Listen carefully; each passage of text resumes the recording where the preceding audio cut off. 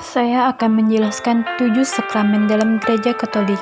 Sebelum saya menjelaskan 7 sakramen dalam Gereja Katolik, saya akan menjelaskan pengertian sakramen.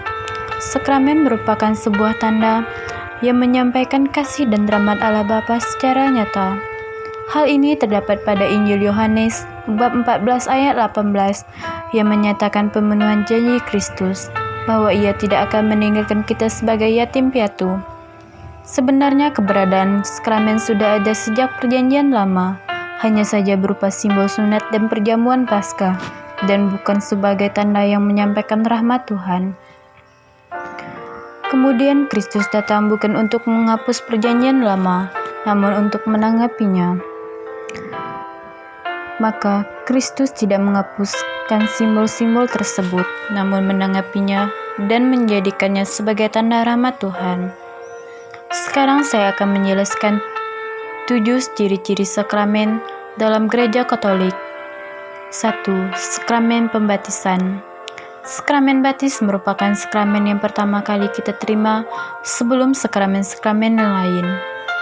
Pada saat penerimaan sakramen baptis, kita diperciki air, kemudian diolesi minyak, serta diberi kain putih dan lilin bernyala. Semua itu merupakan lambang bahwa kita telah dibersihkan dari dosa asal dan siap menjadi terang bagi sesama. Dengan menerima sakramen baptis, kita telah diangkat menjadi anak Allah dan digabungkan dengan gereja yang menjadikan kita anggota tubuh Kristus, siap diutus untuk berbuat baik kepada semua orang. 2. Sakramen Ekaristi. Perayaan syukur atas kasih Allah Bapa lewat pengorbanan Tuhan Yesus Kristus dirayakan setiap kali kita mengikuti misa atau sakramen Ekaristi. Perayaan Ekaristi dapat mengingatkan kita pada malam perjamuan terakhir yang diadakan Yesus bersama-sama dengan para muridnya. Pada saat itu Yesus mengambil roti, mengucap syukur, lalu memecah-mecahkan dan kemudian membagikan roti itu kepada para muridnya sambil berkata, "Ambillah, makanlah, inilah tubuhku." Setelah itu ia mengambil cawan dan kemudian mengucap berkat dan memberikan kepada para muridnya dan berkata, "Minumlah, kamu semua dari cawan ini, sebab ini darahku, darah perjanjian yang ditumpahkan bagi banyak orang untuk pengampunan dosa." 3. Sakramen Krisma. Allah Bapa memperkuat jiwa kita lewat sakramen penguatan atau sakramen Krisma.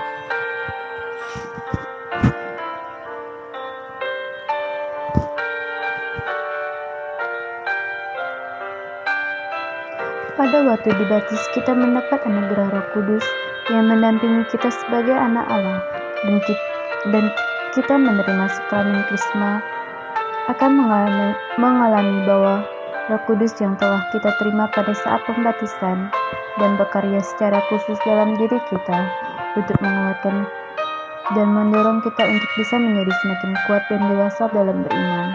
4. Sakramen pengakuan dosa atau tobat. Setiap orang pernah berbuat dosa. Dosa dapat merusak hubungan kita dengan sesama dan Tuhan, sehingga membuat kita merasa tidak senang dan bahagia. Melalui sakramen tobat, kita menerima pengampunan dosa dari Allah Bapa berserta rahmat-Nya, yang dapat membantu kita untuk menolak godaan dosa di waktu yang akan datang, sehingga menjadikan hidup kita lebih damai. 5. Sakramen perkawinan.